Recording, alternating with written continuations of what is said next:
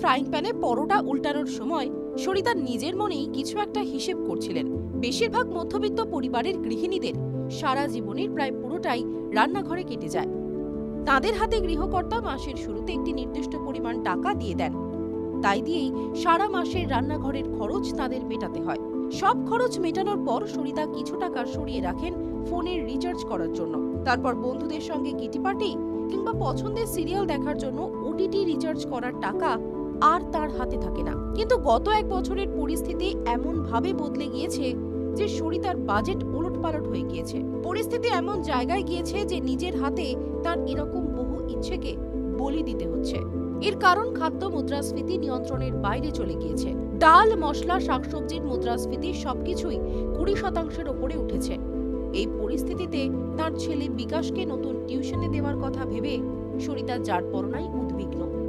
মুদিখানার খরচ থেকে কিছু অর্থ সরিয়ে রেখে তিনি বিকাশের টিউশন খরচ মেটাবার কথা ভাবছেন, কারণ বিকাশ এবছর বোর্ডের পরীক্ষা দেবে।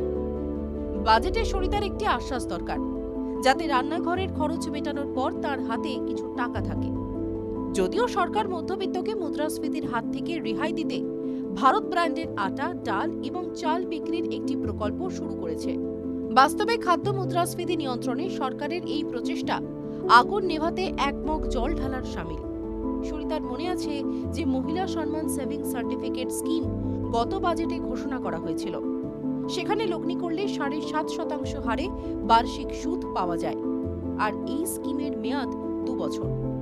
সরিতা এখন আফসোস করছেন যে কেন তিনি এই প্রকল্পে কোনো লগ্নি করেননি। সরিতা এবারের বাজেট থেকে একটি আশ্বাস চান যে সরকার মধ্যবিত্তের জন্য সাশ্রয়ী মূল্যের খাদ্যপণ্য বাজারে আনবে। ভারত ব্র্যান্ড কেবল একটি নাম নয়, একটি সামগ্রিক পরিকল্পনা হওয়া উচিত।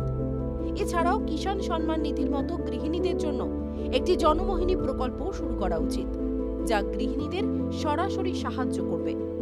সম্ভবত জনধন অ্যাকাউন্ট সরিতার মতো মানুষদের ছোট ছোট ইচ্ছে পূরণের জন্যই খোলা হয়েছিল।